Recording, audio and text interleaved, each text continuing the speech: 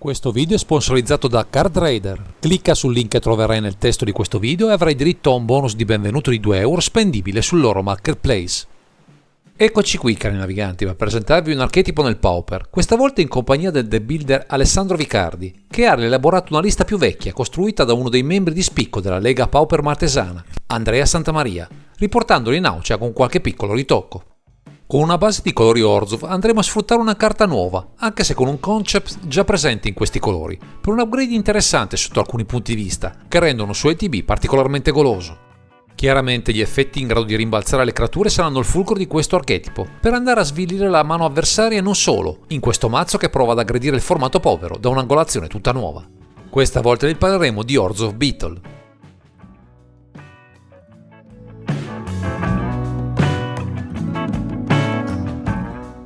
Come avete intuito nelle premesse, questa lista prova a sfruttare i Virus Beetle, qui in 4x, che offrono al loro ingresso un discard effect intrigante, offrendo un upgrade rispetto al Crittering Rats non tanto sull'effetto, ma sul fatto che siano oltre che creatura anche un artefatto. Questo dettaglio, non di poco conto, si sposa con il comparto dei bounce effect tipici del bianco, che vedono nei Glint Oak e nei Core Sky Fisher, entrambe in 4x, la punta di diamante del mazzo, così da rimbalzare i nostri insetti indebolendo via via la mano del nemico. Un altro bersaglio goloso per le Core Sky Fisher è Tarbell Inspector, ovviamente in 4x, carta ottima sia come bloccante sia come motore di vantaggio carte grazie ai suoi indizi, utili nelle fasi avanzate del match quando avremo abbondanza di mana da spendere. Già tra le 60 inseriamo anche un Dawnbringer Cleric, una carta dall'ETB polivalente, utile in diversi frangenti, soprattutto nel meta attuale, con una forte componente aggressiva, che può mettere in difficoltà questo mazzo nelle fasi iniziali della partita. Per impostare un maggior vantaggio in risorse inseriamo anche un Torn Black Rose, che con la sua combinazione della meccanica monarca abbinata al suo tocco letale possono offrire una serie di vantaggi importanti per l'andamento delle nostre partite. Infine, per includere un imprevedibile effetto di life gain, con una forte sinergia con il Glint Oak, abbiamo Moritai Ambasher, una creatura artefatto che con il suo effetto ninjitsu può stupire l'avversario impreparato con una giocata inaspettata per il nostro color pie.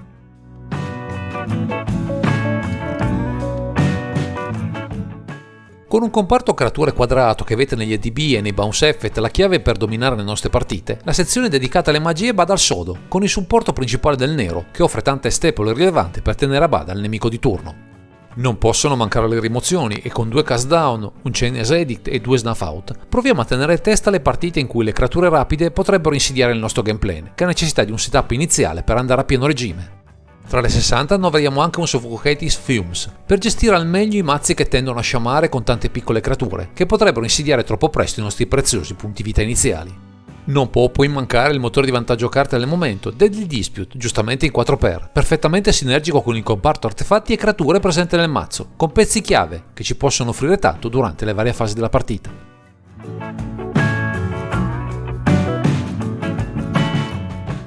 Se le componenti viste fin qui presentano un impianto solido e collaudato, con solo qualche eccezione che ne ravviva il concept, la sezione dedicata agli artefatti è priva di innovazioni, ma non per questo meno efficace. Viste le premesse e gli strumenti a disposizione non possono mancare gli Ichor's Wellspring, in 4x, per darci bersagli papabili per reiterare i suoi effetti, con l'ingresso alla distruzione di questo artefatto ormai iconico in questo formato. In aggiunta abbiamo 4 Spare Suppliers, per un effetto simile, anche se meno efficace rispetto agli Ichor's Wellspring, ma pur sempre valido per abusare dei vari effetti che ce lo faranno riprendere in mano per la massima resa di questo ulteriore artefatto.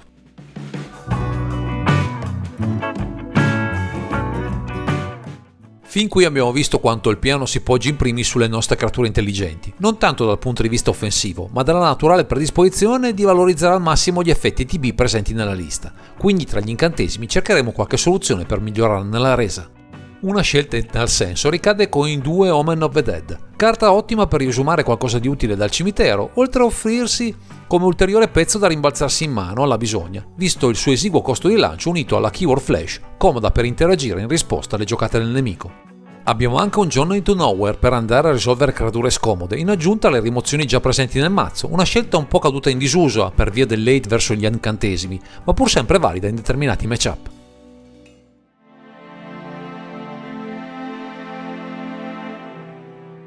Con l'esigenza di valorizzare diverse carte che provano a trarre vantaggio dal cast reiterato dei pezzi che ci riprenderemo in mano, la mana base deve fare lo sforzo di sostenere questa azione, spesso dispendiosa in termini di risorse il prima possibile. Per sostenere i costi doppi e una generale necessità di molto mana presente nel mazzo abbiamo 2 Hordes of Basilica e 2 Sunlight Marsh, per soddisfare questo bisogno scontando una certa lentezza nel loro uso mitigata in parte dal numero ridotto di queste terre. Per valorizzare alcune carte che ha bisogno di artefatti in campo per funzionare al meglio, in primis i Glintok, sceglieremo 4 Ice and Den come terre di supporto, così da avere partenza a strappo grazie al volante, senza incespicare in assenza di pezzi da rimbalzare al primo turno. Per una maggiore reattività nei primi turni ci affidiamo a una serie di terre base con 6 paludi e 3 pianure, affiancata da 2 Ash Barrens, che ci aiuteranno a stabilizzare i colori in campo e le esigenze di alcune carte per avere delle paludi in gioco per funzionare al meglio. Chiude questa sezione un Bojuka Bog, carta ottima per gestire i pericoli provenienti dai cimiteri, perfettamente sinergica con i nostri Bounce Effect, che ci possono far riprendere in mano questa carta evitando interazioni inopportune.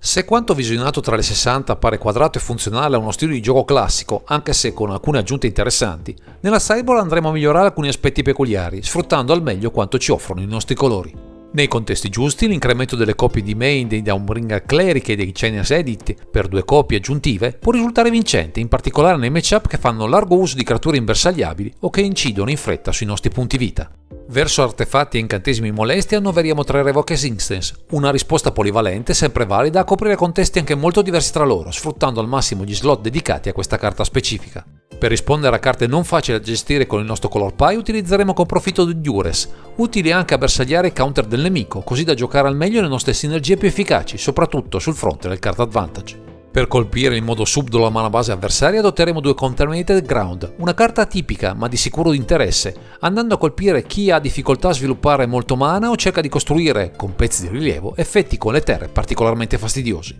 Per punire board affollati con creature tipicamente più rilevanti sul fronte della costituzione adotteremo un Arms of Hadar, carta dal costo di lancio importante ma di sicuro impatto in determinati contesti, dove una rimozione globale asimmetrica può veramente fare la differenza. Infine, come ulteriore mezzo per contrastare i cimiteri e le loro recursioni, useremo 3 Nibili Spellbomb, carta adatta, visto il nostro color pie, a darci il massimo, soprattutto se avremo un mana nero a disposizione per rimpiazzare con una nuova carta il suo effetto.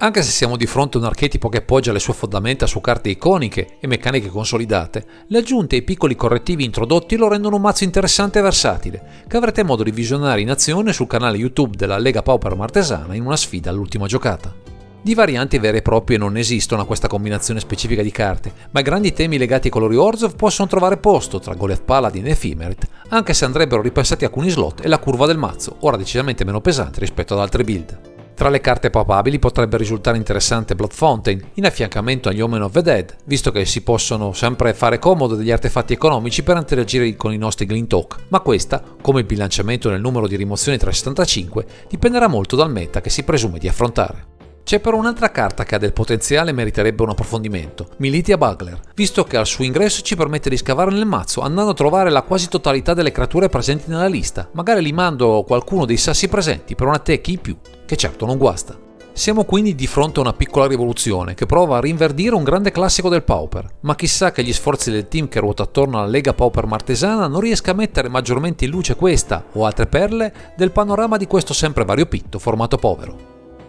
Direi che questo è tutto per questo video, grazie per averci seguito e non dimenticate di commentare, condividere e sottoscrivere il canale per ritrovarci sempre qui su Underground Sea.